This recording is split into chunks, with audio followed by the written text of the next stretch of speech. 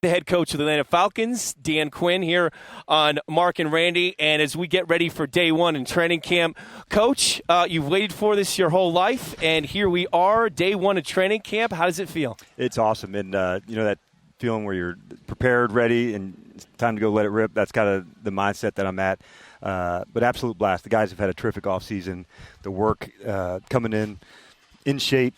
So it's time for sure. As well prepared as you have been for this moment, as well prepared as you and your staff are, no doubt, for today, is it hard at the last minute not to tweak some of the things for practice, say, we could go a few more reps over here? Yeah, for sure. I think, we have to definitely be mindful of that, Randy, to say, hey, let's stick with the program and get the guys going. I think one of the biggest things is, in the offseason we said, can you have the best offseason you ever had? So, the part of training camp, let's not go further than that. Can you have the best camp you've had?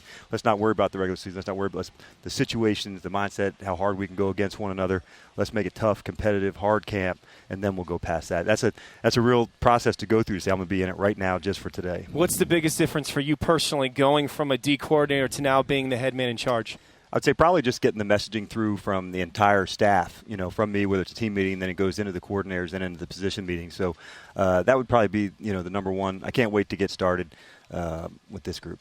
I don't mean to get too much into the weeds, but from a standpoint of practice itself, and now that you can't really bang that much during training camp, how is the process coming, the trust process of being able to move at full speed, 100% full speed, and taking care of each other and knowing that you're going to have to look out for each other because you're going to have more of those reps than you are going to have live reps. You totally will. And so our first, a rule of our program is protect the team, and really that's your teammate too at practice. So if a guy was in a compromising position, this is not the time to go put him down. If you're a safety and here's a receiver coming across the middle, where in the game we're going to lower the shoulder and try and, knock the ball out. That's not the time for that in this practice. Mm-hmm. Where how hard can you compete against one another for you? How hard can you and the nose tackle work each other every day to say, my skills are getting better because of you, and have that common respect that goes back and forth.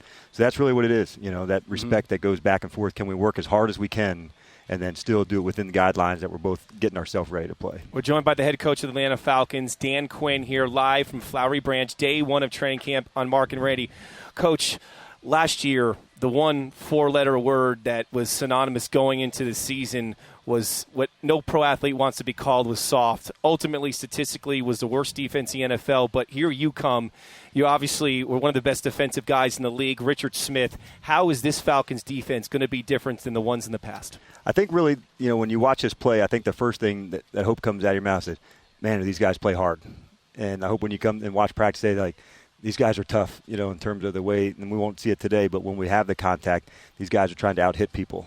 And then the last part I would say, which falls into toughness and your effort, is look how they finish. And we're going to try and do as much situational ball as we can. So at the end of it, I hope when you see us play, say these guys play hard, they out-hit people, and they know how to finish. And I think if you're saying those things when you're leaving practice and you're leaving the games, then I think we'll like the results. For some of the fans that are coming out here to Flowery Branch over the course of today, this weekend, and whatnot, before you actually put on the pads and start banging, what are some of your goals when you are in the shells and you are in the shorts and helmets? I think the number one thing that we're going to critique first as coaches is effort and how hard we're going. There's going to be mistakes that are being made.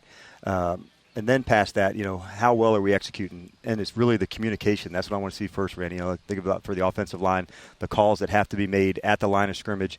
Can that communication be – and that's why we have the crowd noise. That's where every play there's music on, so it's a hand signal, it's a look to say this is how we're going to communicate, this is the alert that's coming. So those levels of communication that happen within a group, they're huge. And so that could be a linebacker and a DB talking about the coverage. That could be, a run-pass call by a defensive lineman. So those are the kind of things I'm hoping that communication over the next 2 days really ramps up. And that's part of the method of the madness of the mixtape and everything else during the course of practice. Although the players like the music, it's really for us also as coaches, where I don't want the coach to have to yell to the player, move over, do this, do that.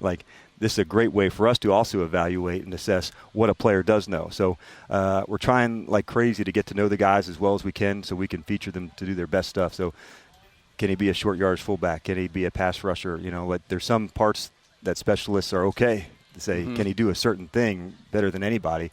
And so as we go through the course of the training camp, we're going to try like crazy to find out what guys can do. Dan Quinn joins us here on Mark and Ready live from Falcons training camp in Flowery Branch. Matt Ryan, and not just him, but all the players on offense and defense, how have they bought into your system specifically, and how have they been able to acclimate themselves? Yeah, and I think that's an important question because as you first went into the offseason, it was, well, this is what Kyle's done both at Washington and Cleveland, and this is what Dan had done at Seattle, and now it's our system, our style. So it's the way we play as Falcons, not a system that came from Seattle or a system that came from Washington and Cleveland. So now it's all the film now is of us doing it, So I think that's an important part because when you're first looking, if you're a player on the outside, you're looking at someone else's scheme. And so now it's all about us. So really the focus is 100% on us. And I could care less what's going on outside. It's like, how committed can we get? How tight can we get? And to that part of it, the guys have done an awesome job. Hey, the last press conference you did after the OTAs, you complimented the team very much on how they had accepted what you guys had done, how they'd assimilated so much of it and been able to take it from the classroom onto the field. Are you expecting, kind of as a parent or any good coach/teacher would, that is a straight-across process, that they're at the same level they were last time you saw them? I did not. And, in fact, that was one of the things we talked about in the team meeting this morning. I think the first thing, let's recapture the work ethic. And I think if we just assume, well, just because we finished OTAs on a high note in terms of the work that it takes to be really good, well, let's start right there. So I put it out there right in front. Let's recapture it in terms of how hard we have to go, how close the communication, all that. Let's just not assume, well, we know this, and let's push it further.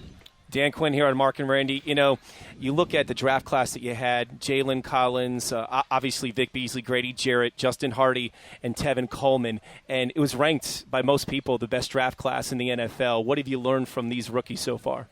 That was an important one, to go through the spring and find out all the unique stuff that they had. And so it was important for Jalen to come back. He missed the first part of OTAs, but we were able to see him towards the end of it. And now as we go through this camp, it's kind of the next step for them. For the first part, showing – yep, in practice you can do it, and then there'll be another step when we get to the preseason game. So it's kind of like these little blocks, of firsts that they're going through. I couldn't be more pleased with that, and we're going to keep competing to find all the unique stuff that they have. Yeah, you've seen a few of these zone blocking schemes. You've gone against Kyle Shanahan offenses a few times. How do you want your running game to look? Because I know fans are expecting they see defensive coach, running game. Like it goes hand in hand. But how do you want your running game to look? I think it's really the balance, Randy, that comes across. When you're running the wide zone and now you're able to run some of the keepers and the play action off that, we've got some really explosive receivers. So by us having balance, it's not just where you can't play, some coverages to take away a certain scheme or route. So for us, it also closes, I think, the circle of toughness on our team. When it comes time to finish and there's, 3 minutes left in the game and we don't give the ball back, that's toughness, and that's how you finish at the end. But from the wide zone principle, it's the one cut and being aggressive to go do that. And at the offensive line, they got to be able to run and open their hip and go. So that's been the big challenge, as we went through when we're just in shorts to install it. And then as now we get into pads, in the next few days, that's when it'll really come together. I was trying to explain earlier that whole concept of if you're going with a wide right, you're starting right, but that one cut is looking or trying to feel for that defensive flaw. That's that gap on the backside that you just cut and you go through. And that's where the explosive plays come in the run game, where it got out of a gap and now you're able to go attack it. And fortunately for us, our running back coach has also been in the system a long time, Bobby Turner. So the OG or the Yoda of running back coaches, where it's like he's got it. And so I love seeing the competition between all they're doing. It's a really tight group of guys, with Devin, Devontae, and Tone. Like, you can feel their connection. And I think, and you've probably been part of the position groups that were the best, they were the tightest. Yes. Coach, before we let you go, one word to the fans that you can describe the Dan Quinn Falcons. Can I do it in two? Or yeah, two. It might be three. Fast and physical. Love it. Love it. Right? And by the way, can I make a request? Can I hear some Nas out in the field today? Yeah. Can we get some Nas in the playlist? Come back when it's Throwback Thursday, and we'll put something in for you. Okay. So you just got called old. Yes. Right. If you can reference Nas, right. All right, Dan. Coach. Or Biz Marquee, you're officially old. KRS-One, Rakim. Yes, same. All right, Coach, same. we Cool appreciate it. all of it. Thank you very much. All right, see you, Mark. See you, all Randy. right, there Thanks, he is, Coach. Dan Quinn, the head coach of the Atlanta Falcons here on the home of the Atlanta Falcons, Atlanta Sports Radio 92.9 The Game.